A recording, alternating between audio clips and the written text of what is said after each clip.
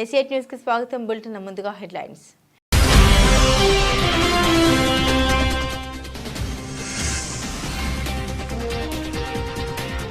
Self driving శాటిలైట్లు అంతరిక్ష సాంకేతికతలో China మరో ముందడుగు.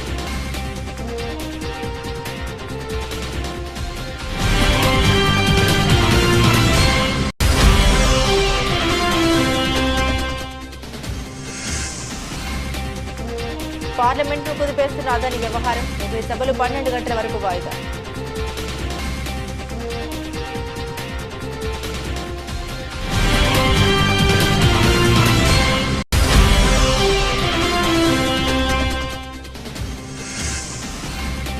వసతి గృహాల్లో తరచూ వివాదాస్పద ఘటనపై రేవంత్ రెడ్డి ఆగ్రహం. బాధ్యులపై వేటు వేరని కలెక్టర్కు ఆదేశాలు.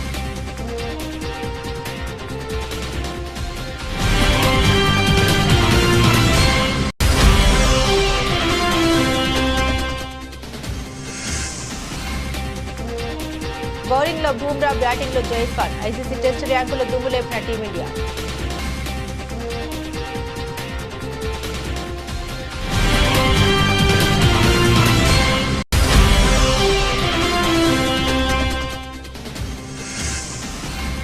అందరినీ మిస్ అవుతున్న బాధతో ఒక్కసారిగా కన్నీళ్లు వచ్చాయి. పుష్ప మెమరీస్ గుర్తు తెచ్చుకొని ఎమోషనల్ అయిన రష్మిక మందన.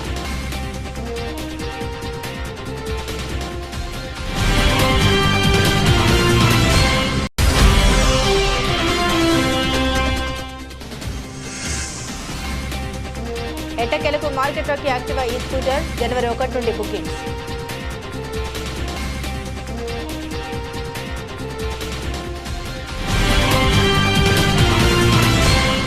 అంతరిక్ష సాంకేతికతలో చైనా మరో ముందడుగు వేసింది. ప్రపంచంలోనే మొదటిసారిగా సివై జయోజింగ్ 203, జయోజింగ్ 204 అనే 2 సెల్ఫ్ డ్రైవ్ ఉపగ్రహాల్ని రోదసిలోకి పంపించింది. China aerospace science and technology corporation CASC అనుబంధ సంస్థ అయిన Shanghai academy of spice flight technology SAST ఈ ఉపగ్రహాలను అభివృద్ధి చేసింది. జియోక్వాన్ ఉపగ్రహ ప్రయోగ కేంద్రం నుండి సోమవారం లాంగ్ మార్క్ 2C రాకెట్ ద్వారా వీటిని ప్రయోగించారు. భూమి నుండి ఎలాంటి జోక్యం లేకుండా వాటికవే మార్గాన్ని నిర్దేశించుకుని ప్రయాణించేలా మార్గాన్ని మార్చుకునేలా వీటిని తయారు చేశారు. ఈ ఉపగ్రహాలు సర్వే మ్యాపింగ్ కోసం పనిచేయనున్నాయి. నిర్దేశించిన పని పూర్తి చేసిన తర్వాత అత్యంత ఖచ్చితత్వంతో వాటికవే తిరిగి వాటి కక్షలోకి వస్తాయి. సాధారణ ఆప్టికల్ ఉపగ్రహాలు ఇన్ఫ్రారెడ్ లైట్లపై ఆధారపడి పనిచేస్తాయి. ఈ ఉపగ్రహాలు మాత్రం మైక్రోవేవ్ సిగ్నల్ ద్వారా పనిచేస్తాయి. దీంతో ఇవి మేఘాలు, పొగమంచు ఉన్నప్పుడు సర్వే మ్యాపింగ్ కోసం పనిచేయగలవు. రాత్రి పగలు వాతావరణంతో సంబంధం లేకుండా హై రిజల్యూషన్ ఫోటోలను తీయగలవు. ఉపగ్రహాల ద్వారా సర్వే మ్యాపింగ్ చేసే సాంకేతికతలో ఇది విప్లవాత్మకంగా మారొచ్చని చైనా శాస్త్రవేత్తలు భావిస్తున్నారు.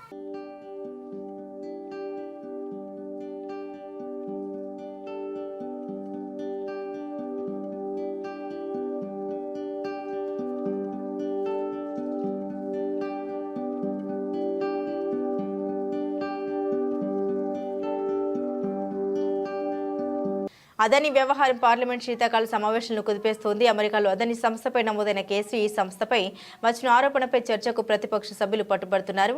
ఈ వ్యవహారంతో 2 రోజులుగా ఉభయ సభల్లో గందరగోళ పరిస్థితులు కొనసాగుతున్నాయి. ఇక గురువారం 3వ రోజు కూడా అదే పరిస్థితి నెలకొంది. గురువారం ఉదయం 11 గంటలకు ఉభయ సభలు ప్రారంభమయ్యాయి. లోక్సభ ప్రారంభం కాగానే ఇటీవల జరిగిన ఉప ఎన్నికల్లో గెలుపొందిన సభ్యులు ప్రమాణ స్వీకారం చేశారు. వయనాడ్ ఎంపీగా ప్రియాంక గాంధీ, నాందేడ్ ఎంపీగా రవీంద్ర వసంతరావు చవాన్ చేత స్పీకర్ ఓం బిర్లా ప్రమాణ స్వీకారం చేయించారు. అనంతరం సభ కార్యక్రమాలను మొదలుపెట్టారు.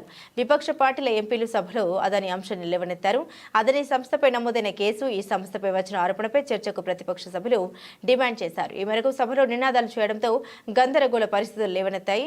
దీంతో స్పీకర్ సభను 12 గంటల వరకు వాయిదా వేశారు. మరోవైపు ఎగువ సభలోనూ ఇదే పరిస్థితి నెలకొంది. అదాని వ్యవహారంపై చర్చకు కాంగ్రెస్ సహా విపక్ష ఇండియా కూటమి ఎంపీలు పట్టుబడడంతో సభను 12 గంటలకు వాయిదా వేశారు.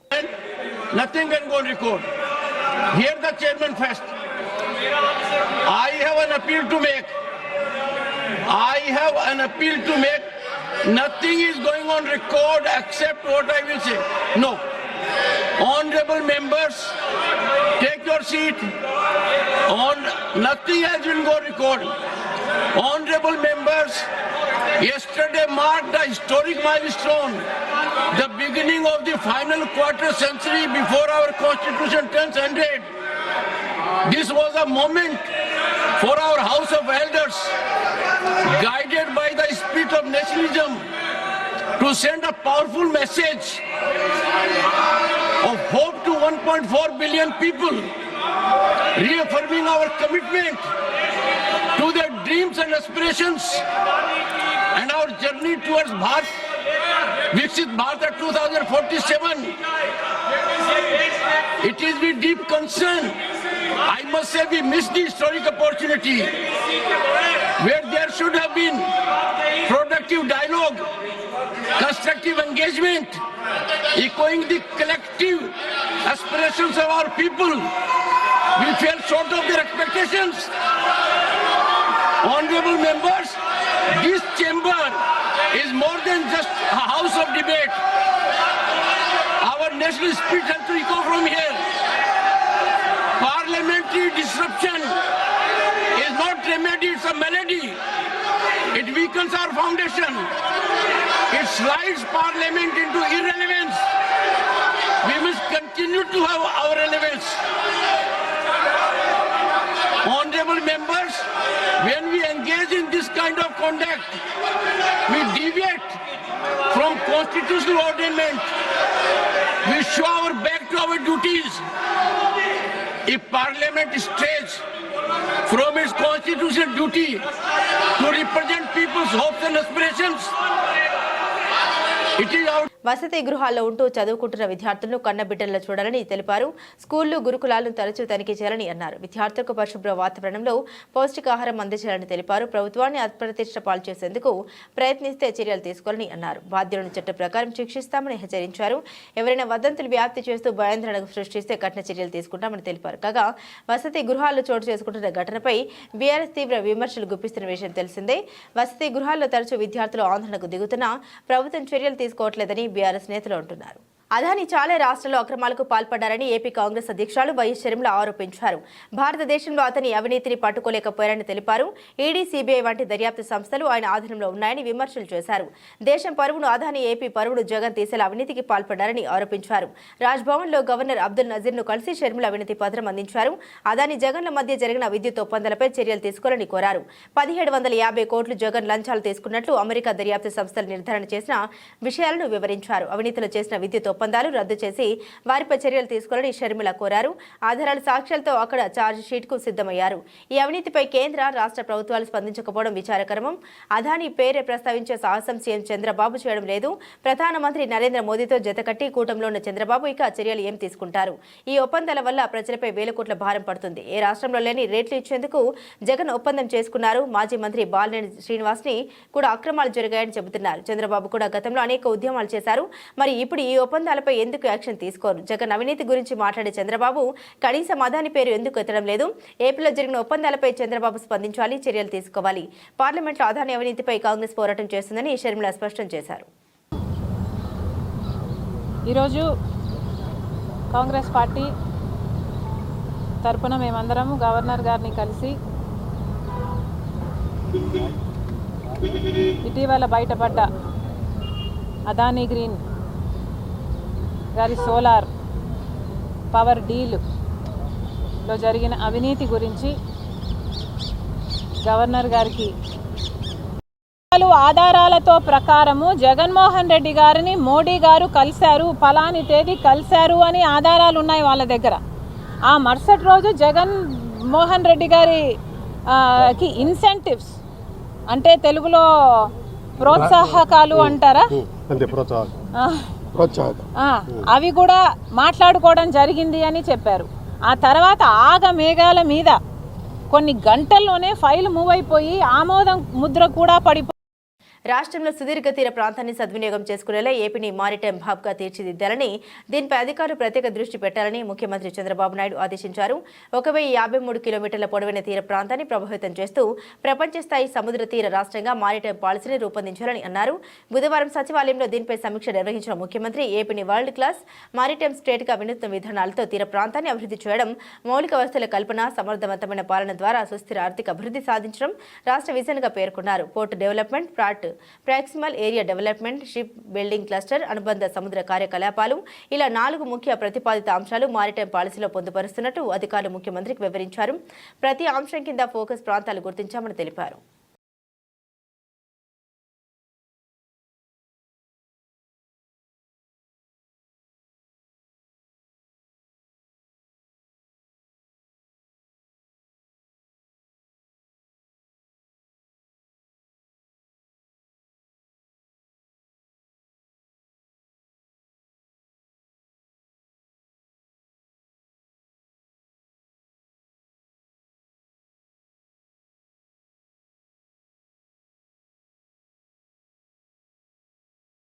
మంగళగిరి నియోజకవర్గం చిరావూరు, గుండెమెడ, దుగ్గిరాల మండలం, గోడవరుతనాల నియోజకవర్గం, వల్లభపురం, మున్నంగి, వేమూరు నియోజకవర్గం, కొల్లూరు, ఈపూరు, కాప్రా, జంపడి గ్రామాల్లో రోడ్డు వెంబడి ధాన్యం ఆరబోసిన రైతులతో మంత్రి మాట్లాడారు.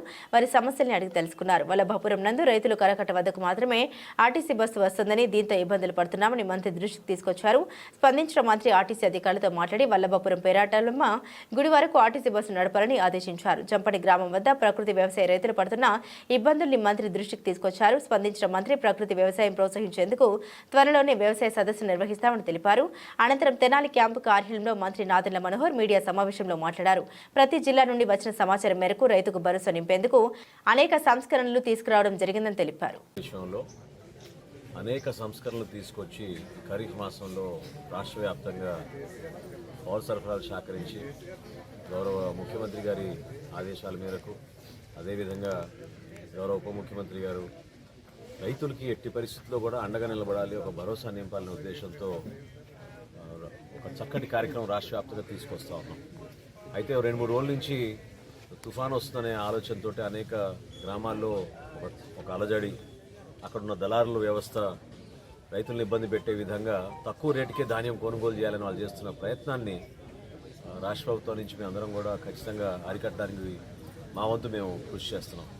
ఈ సందర్భంగా మన ప్రాంతంలో అందరు రైతులందరికీ మేము హామీ ఇచ్చేది ఏంటంటే, ప్రభుత్వం తరఫు నుంచి మీకు ఎట్టి పరిస్థితుల్లో ఇబ్బంది కలగకుండా స్థానికంగా మీకు గోతాల విషయంలో కానివ్వండి, లారీ ట్రాన్స్పోర్ట్ విషయంలో కానివ్వండి, ట్రాక్టర్ ట్రాన్స్పోర్ట్ విషయంలో కానివ్వండి, జీపీఎస్ ఉన్నా లేకపోయినా మీ సరుకు రవాణా కోసం ఇమీడియట్గా తహసీల్దార్ గారికి, డిఎస్పీ గారికి వీళ్ళందరికీ కూడా ఆదేశాలు ఇవ్వడం జరిగింది. ఎక్కడా ఎటువంటి ఇబ్బంది లేకుండా ఎక్కడైతే మీరు ధాన్యం సేకరించి కల్లాల దగ్గర నుంచే మీకు ట్రాక్టర్లు కానీ లారీలు కానీ గతంలో మేము పెట్టిన జీపీఎస్ సిస్టమ్ని కూడా ఈ 4-5 రోజులు మీకు ఇబ్బంది కలగకుండా ఉండడానికి జీపీఎస్ లేకపోయినా కూడా తరలించమని ఒక ఆలోచనతోటి వాళ్ళకి చెప్పడం జరిగింది. అదేవిధంగా తేమ శాతం గురించి చాలామంది ఆందోళన చెందుతున్నారు. ఖచ్చితంగా మేము రాష్ట్ర ప్రభుత్వం తరఫు నుంచి మీకు మాటిస్తున్నాం. మేము కొనుగోలు చేసే ధాన్యం 24%, 25% ఉన్నా కూడా మీకు రైతులకు వెసులుబాటు కల్పించాలనే ఉద్దేశంతో దళారులు వచ్చి మీకు మోసం చేయకుండా ఉండడానికి కోసం తప్పకుండా మేమే ఆ ధాన్యాన్ని సేకరిస్తాం. ఈ స్థానికంగా ఉన్న రైతు సహాయ కేంద్రాల్లో మీరు మీ ధాన్యం ఒకసారి మీరు తేమ శాతం చెక్ చేయించుకుని 24-20% వరకు కూడా కేవలం 5 కిలోల తరుగుతోటి మీ అందరికీ కూడా అందించడానికి ఒక నిర్ణయం తీసుకోవడం జరిగింది. పెర్త్ టెస్టులో భారత్కు చిరస్మరణీయ విజయం దక్కడంలో కీలక పాత్ర పోషించిన టీమిండియా తాత్కాలిక సారథి జస్ప్రీత్ బుమ్రా, యువ opener Yashasvi Jaiswal ICC test ర్యాంకుల్లో దుమ్ము లేపారు. ఐసీసీ తాజాగా విడుదల చేసిన టెస్ట్ బౌలర్ల జాబితాలో బుమ్రా 2 ర్యాంకులు మెరుగుపరుచుకొని మళ్లీ అగ్రస్థానానికి చేరుకున్నారు. పెర్త్ టెస్టులో బుమ్రా 8/72 అద్భుతంగా రాణించాడు. ఈ క్రమంలో బుమ్రా కెరీర్ బెస్ట్ రేటింగ్ పాయింట్లు సాధించడం విశేషం. రబడా, హాజిల్వుడ్, అశ్విన్ తదుపరి స్థానంలో నిలిచారు. బ్యాటర్ల విషయానికొస్తే పెర్త్ టెస్టుకు ముందు 4వ స్థానంలో ఉన్న జైస్వాల్ మ్యాచ్లో సెంచరీ చేయడంతో 2 ర్యాంకులు పైకెగబాకాడు. రూట్ అగ్రస్థానంలో కొనసాగుతుండగా విలియమ్సన్, బ్రూక్, మిచెల్ వరుసగా 3, 4, 5 ర్యాంకుల్లో ఉన్నారు. రిషబ్ పంత్ 6వ ర్యాంకులో కొనసాగుతుండగా తొలి టెస్టులో శతకం బాదిన విరాట్ కోహ్లీ 9 ర్యాంకులు మెరుగుపరుచుకొని 13వ ర్యాంకుకు చేరాడు.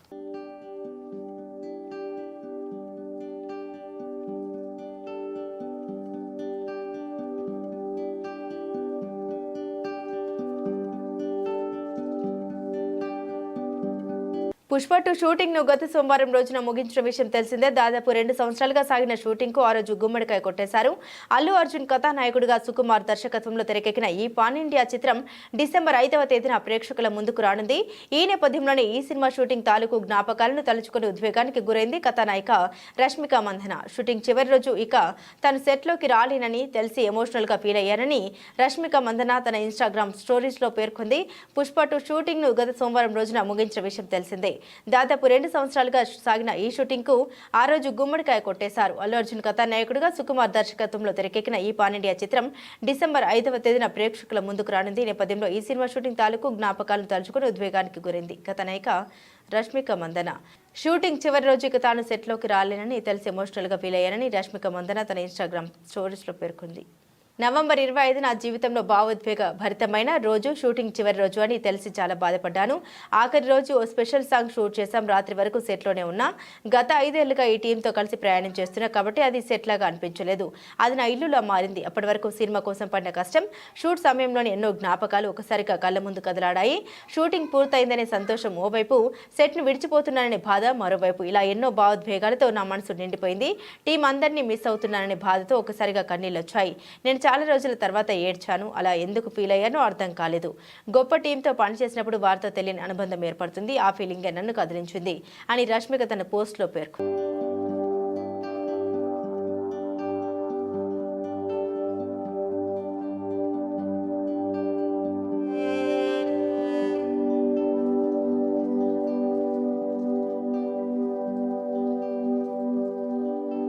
ఎట్టకేలకు యాక్టివా ఈ స్కూటర్ మార్కెట్లోకి అందుబాటులోకి రాబోతుంది. దేశవ్యాప్తంగా ఈ స్కూటర్లకు పెరుగుతున్న డిమాండ్ దృష్టిలో పెట్టుకుని హోండా మోటార్ సైకిల్ గతంలోనే యాక్టివాని ఈ స్కూటర్ రూపంలో విడుదల చేయబోతున్నట్లు ప్రకటించింది. జనవరి 1వ తేదీ నుండి ఈ స్కూటర్ కోసం బుకింగ్లు ఆరంభించనున్న సంస్థ ఫిబ్రవరి నుండి డెలివరీ చేయనున్నట్లు ప్రకటించింది. ఇందుకు సంబంధించి బెంగళూరు వేదికగా 2 రకాలుగా ఈ స్కూటర్లను ప్రదర్శించింది. యాక్టివా ఈ క్యూసీ నంబర్ 1 పేరుతో వీటిని విడుదల చేసింది. ధర వివరాలు మాత్రం సంస్థ వెల్లడించలేదు. 10 సంవత్సరాల్లో బీఆర్ఎస్ పార్టీ చేయని పనులు, సంక్షేమ అభివృద్ధి కార్యక్రమాలు కాంగ్రెస్ పార్టీ 1 సంవత్సర కాలంలో చేసిందని కాంగ్రెస్ పార్టీ సీనియర్ నాయకులు రాయపురం సాంబయ్య అన్నారు. ఈ సందర్భంగా బుధవారం వర్ధన్నపేట నియోజకవర్గం ఐనవోలు మండలం కక్కిరాలపల్లి గ్రామంలో ఏర్పాటు చేసిన సమావేశంలో మాట్లాడారు. సంవత్సర కాలంలో జరిగిన సంక్షేమం, అభివృద్ధి కార్యక్రమాలను కాంగ్రెస్ పార్టీ కార్యకర్తలు ప్రజలకు తీసుకెళ్లాలని సూచించారు. బీఆర్ఎస్ పార్టీ నేతల విమర్శలను తిప్పికొట్టాలన్నారు. సంక్షేమ పథకాలను ప్రజలకు వివరించాలని తెలిపారు. ఈ కార్యక్రమంలో ఐనవోలు మండల కాంగ్రెస్ పార్టీ అధ్యక్షులు Sammata Mahesh Goud, TPCC secretary morning Venkateswararao, మహిళా మండల కాంగ్రెస్ అధ్యక్షురాలు ఇల్లందు ఎలిషా, కక్కిరాలపల్లి గ్రామ పార్టీ అధ్యక్షులు Painla Sampath, market director MD Mohammed, రైతు సంఘం అధ్యక్షులు గ్యాదర భాస్కర్, ఆరూరి అశోక్, జట్టబోయిన రాజు, రావుల రవికుమార్, నందరం గ్రామ పార్టీ అధ్యక్షులు బండి సంపత్, మాజీ ఎంపీటీసీ మండల సత్యగౌడ్, మడూరి రాజు, రమేష్ తదితరులు పాల్గొన్నారు. తెలంగాణ రాష్ట్ర ప్రభుత్వం కాంగ్రెస్ పార్టీ అధికారంలోకి వచ్చిన తర్వాత రేవంత్ అన్న ప్రభుత్వం ప్రజా సంక్షేమంలో దూసుకెళ్తుంది. దానిలో భాగంగానే ఈ సంవత్సరము ఏదైతే అభివృద్ధి ఫలాలు చేసినామో, సంక్షేమ పథకాలు చేసినామో వాటి గురించి డిసెంబర్ 1వ తారీఖు నుంచి డిసెంబర్ 9వ తారీఖు వరకు విజయోత్సవ సభలు నిర్వహిస్తున్నారు. దానిలో వర్ధన్నపేట ఎమ్మెల్యే కేఆర్ నాగరాజు గారి ఆధ్వర్యంలో వర్ధన్నపేట నియోజకవర్గ ఐలోని మండలంలో మా మహేష్ గౌడ్ మండల కాంగ్రెస్ పార్టీ ఆధ్వర్యంలో ప్రతి గ్రామంలో మేము విజయోత్సవ సభలో పాల్గొని కాంగ్రెస్ పార్టీ ఈ సంవత్సరంలో చేసిన సంక్షేమ కార్యక్రమాలు, అభివృద్ధి కార్యక్రమాలను పెద్ద ఎత్తున ప్రజలకు తీసుకెళ్లి ప్రతి గ్రామంలో ప్రతి కుల సంఘాలు, ఎస్సీ, బీసీ, మైనార్టీ, మహిళా సంఘాలు అందరం కూడా ఈ కాంగ్రెస్ పార్టీ సంవత్సరం చేసిన ప్రతి ఇంటికి 200 యూనిట్ల ఉచిత విద్యుత్, ప్రతి ఇంటికి గ్యాస్ పథకం 500 రూపాయలకే, అలాగే మహిళలకు తెలంగాణ రాష్ట్రంలో ఉచిత బస్సు సౌకర్యం కల్పించిన కాంగ్రెస్ పార్టీ మాత్రమే ఇచ్చిన మాట నిలబెట్టుకున్నది. ఎవరైతే నిరుపేదలకు ఆరోగ్యపరంగా జబ్బులు కలిగితే హాస్పిటల్కి వెళ్తే 10 లక్షల రూపాయల వరకు కూడా కాంగ్రెస్ పార్టీ ఇవాళ వైద్య సహాయం చేస్తున్నది. ఇవాళ 10 నెలల కాలంలోనే 53,000 ఉద్యోగాలు ఇచ్చిన ఘనత కాంగ్రెస్ పార్టీకి సాధ్యమైంది. గత 10 ఏళ్లలో ఒక ఉద్యోగం కూడా ఇవ్వని ఇవాళ బీఆర్ఎస్ పార్టీలు కాంగ్రెస్ పార్టీని విమర్శిస్తున్నారు. ఇవాళ తెలంగాణ రాష్ట్రంలో ఉన్న ప్రతి పల్లెలో ఉన్న కాంగ్రెస్ పార్టీ శ్రేణులు మన కాంగ్రెస్ పార్టీ ప్రభుత్వం యొక్క చేసిన సంక్షేమ పథకాలను మీరు ప్రజలకు పెద్ద ఎత్తున తీసుకెళ్లి బీఆర్ఎస్ పార్టీ 10 సంవత్సరాలు చేయని కార్యక్రమాలు ఇలా చేస్తున్నాము. వారి విమర్శలను తిప్పుకొట్టాలి. వారిని గ్రామాలలో కూడా రానియద్దు. మనము ఎప్పుడైతే నోరు విప్పమో, మనం ఎప్పుడైతే మనం చేసిన పనులు చెప్పమో ఆ బీఆర్ఎస్ వాళ్ళు చెప్పినయే నిజం అనుకుంటాను. ఇవాళ రైతులకు 2 లక్షల రుణమాఫీ, 18,000 కోట్ల రూపాయలు ఒకటే బడ్జెట్లో 22 లక్షల మందికి ఇచ్చిన ఘనత భారతదేశంలోనే ఏ ప్రభుత్వం కూడా చేయలేదు. అయినా కానీ ఎందుకో కాంగ్రెస్ పార్టీ శ్రేణులు నిశ్శబ్దంగా ఉండడం వలన ఇవాళ ప్రతిపక్షాలు చెప్పినే నిజం అనుకునే పరిస్థితి వచ్చింది. కాబట్టి ఈ సంవత్సరము కాలంలో మనం చేసిన అనేక సంక్షేమ పథకాలను ప్రజల వద్దకు తీసుకెళ్తున్నాము. దానిని మీరు పెద్ద ఎత్తున మేము భాగస్వాములు అవుతాము. కాంగ్రెస్ పార్టీ శ్రేణులు కూడా భాగస్వాములు కావాలని కోరుతున్నాం. ఇలా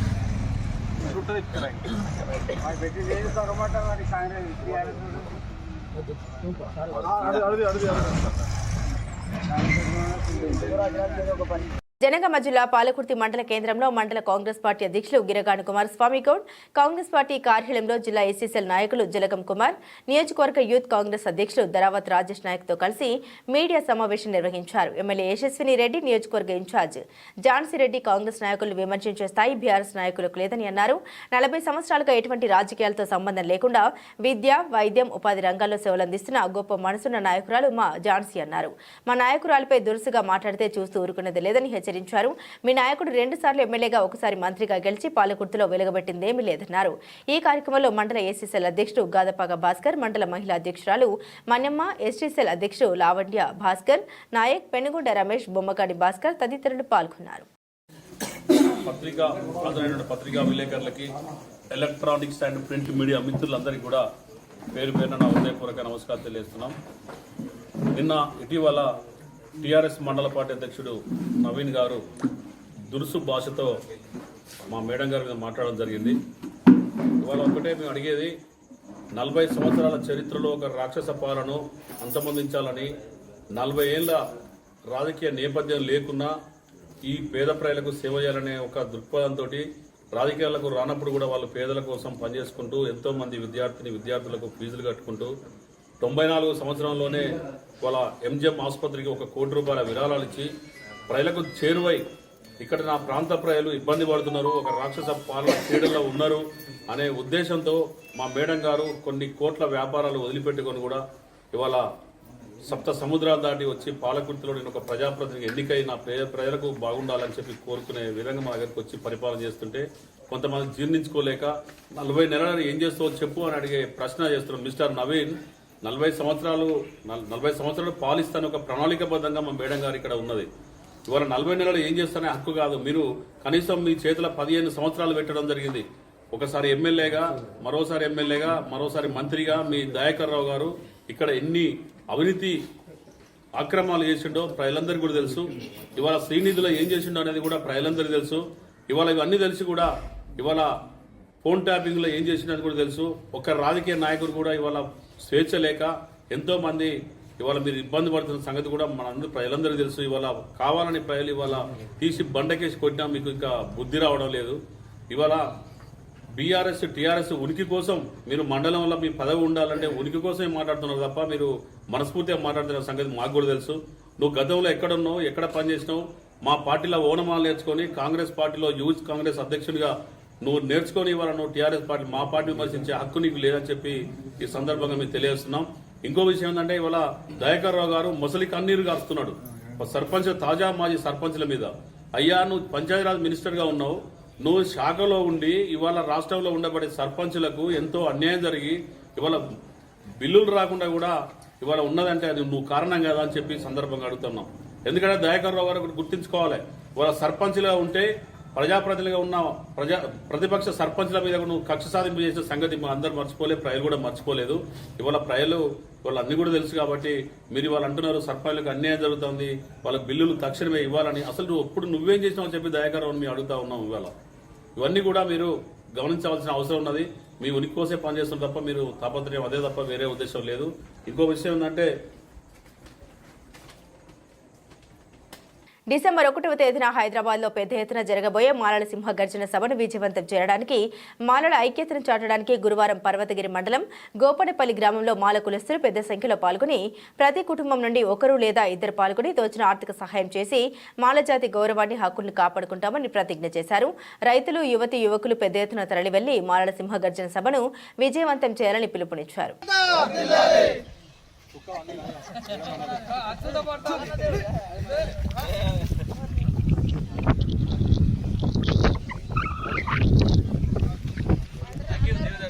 ఓకేనా? దిగుబడి అధికంగా వచ్చేందుకు రైతులు అధిక మోతాదులో రసాయనాలు వాడుతున్న నేపథ్యంలో సహజ సిద్ధమైన రసాయనాలు వాడి ఎరువులను తయారు చేయడం గొప్ప విషయమని Telangana agro industries chairman Ramulu అన్నారు. రంగారెడ్డి జిల్లా రాజేంద్రనగర్లోని అగ్రిహబ్లో పత్తి పంటలో నల్ల తామర పురుగును నాశనం చేసి జీపీ ఎవెన్యూ లైఫ్ సైన్సెస్ సంస్థ తయారు చేసిన త్రిప్ క్లియర్ మందును ఆయన చేతుల మీదుగా లాంచ్ చేశారు. ఎన్నో ఏళ్లు కష్టపడి నల్ల తామర పురుగును అందం చేసే త్రిప్ క్లియర్ మందును దేశంలోని మొదటిసారిగా తాము కనుగొన్నామని జీపీ ఎవెన్యూ సంస్థ వ్యవస్థాపకులు, శాస్త్రవేత్తలు డాక్టర్ నరేందర్, డాక్టర్ ప్రభాకర్లు స్పష్టం చేశారు.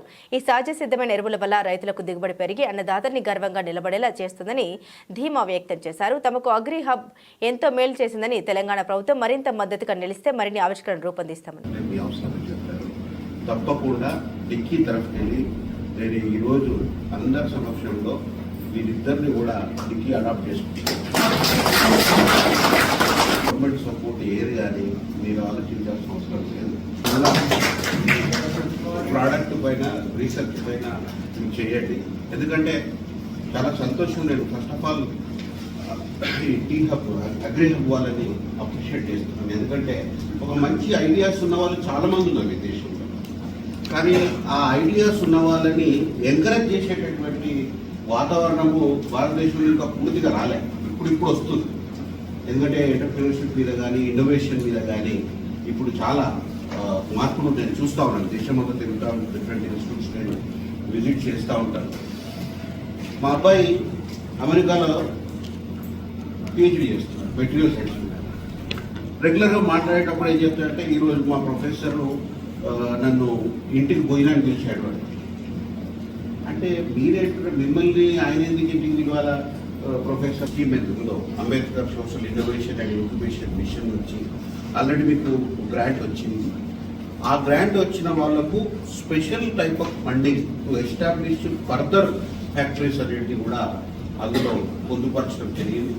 సో చాలా తక్కువ రేట్ ఆఫ్ ఇంట్రెస్ట్, అంటే that rate of 4% of interest. ఇంకా ఇట్లాంటి ప్రోడక్ట్స్ ఇంకా తగ్గించవచ్చు కూడా. మినిస్ట్రీ ఆఫ్ సోషల్ జస్టిస్ నుంచి మీకు వచ్చేటటువంటి అవకాశం ఉంటుంది. కాబట్టి మీరు ఇంకా ఇప్పటి వరకు ఏదైతే జర్నీ చేశారో ఒక స్టేజ్, ఇక్కడ నుంచి చేరిపోయేటటువంటి జర్నీ చాలా గొప్ప జర్నీ. ఎందుకంటే ఎంతో మందికి ఇది ఉపయోగకరంగా ఉంటుంది, రైతులకు తర్వాత ఎంతో మందికి ఇన్స్పిరేషన్గా ఉంటుంది. అండ్ వరల్డ్ వైడ్లో కూడా మీరు ఎక్స్పాండ్ కావడానికి అవకాశం ఉంటుంది. కాబట్టి అండ్ డెఫినెట్గా మీరు కష్టపడతారని నాకు తెలుసు. నేను మీ అందరినీ అబ్జర్వ్ చేస్తా ఉన్నాను. ఇంత ధైర్యంగా నేను అడాప్ట్ అనేటటువంటి పదాన్ని వాడినా. ఎందుకు అడాప్ట్ అనే పదం వాడినా అంటే నా అబ్బాయిలో కూడా చూస్తుంటా. ఇద్దరు అబ్బాయిలు కూడా ఇలాంటి ఇన్నోవేషన్స్తోనే ఉన్నారు. సో మీకు కూడా కనెక్ట్ చేసిన నేను అవ్వలేదు. ఎందుకంటే ఆ యొక్క బులెటిన్ ముగించే ముందు హెడ్లైన్స్ మరోసారి.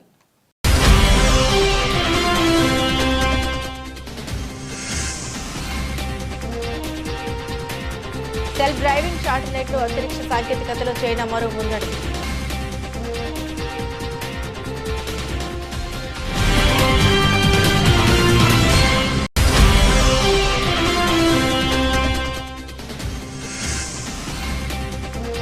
పార్లమెంట్ను కుదిపేస్తున్న అదాని వ్యవహారం, ఉభయ సభలు 12 గంటల వరకు వాయిదా.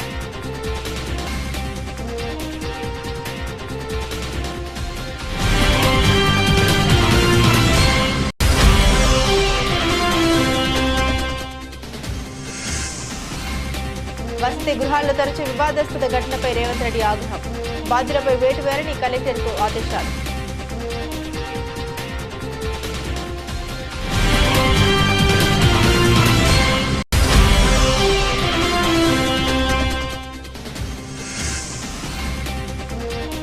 బౌలింగ్లో బూమ్రా, బ్యాటింగ్లో జైస్వాల్, ఐసీసీ టెస్ట్ ర్యాంకులో దుమ్ము లేపిన టీమిండియా.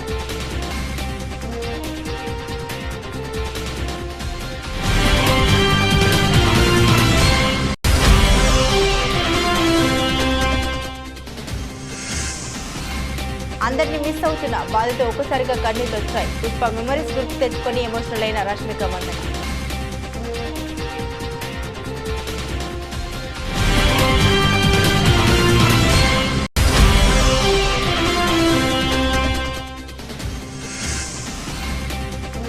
ఎట్టకేలకు మార్కెట్లోకి యాక్టివ్ ఈ స్కూటర్, జనవరి 1 నుండి బుకింగ్స్.